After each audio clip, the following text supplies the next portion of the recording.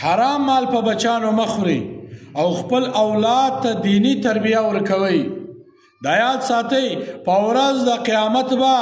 اولاد به خپل پلار تر ګریوانه راونیسي او ورته وایي به چې پر تا باندې الله دا فرض کړې وه چې ته به خپل اولاد ته دینی تربیه ورکوې لیکن تا موږ ته دینی تربیه را نه کړه. بیا به د اولاد ورته وایي چې پلاره الله پر تا باندې دا فرض کړی وه چې ته به خپل اولاد ته حلاله نفقه ورکوې، خپل اولاد ته به حلاله مزدوري راوړې لیکن تا پر موږ باندې حرام خوړل.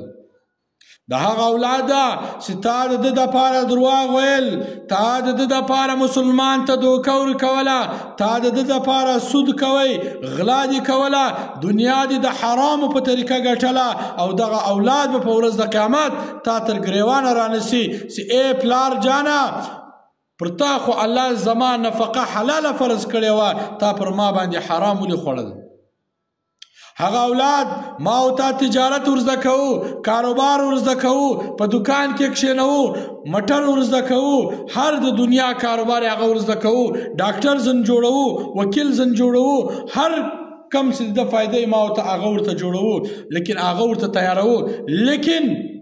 دا کم چې ضروري ده دینی تربیه د هغه ما او تا نه ورکو. نو په ورځ د قیامت به ورته وایي، د اولاد به خپل پلار ته وایي چې دنیا هر کاروبار دې په ما زده کوي لیکن دینی تربیه دې نه کړه،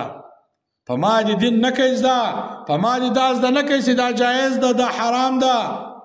دا صحیح ده، دا غلط ده. نو د خپل پلار مې ته ګریوانه رانیولې د خپلو اولادو. نو ای زما عزتمند ورونو مسلمانانو، باید ما او تا په خپل اولاد باندې دونه دین زده کو چې دی حلال و حرام وپېژني، چې الله وپېژني، اودس غسل لمونځ زده کړي. بیا که دنیا کار به کویم په ویکه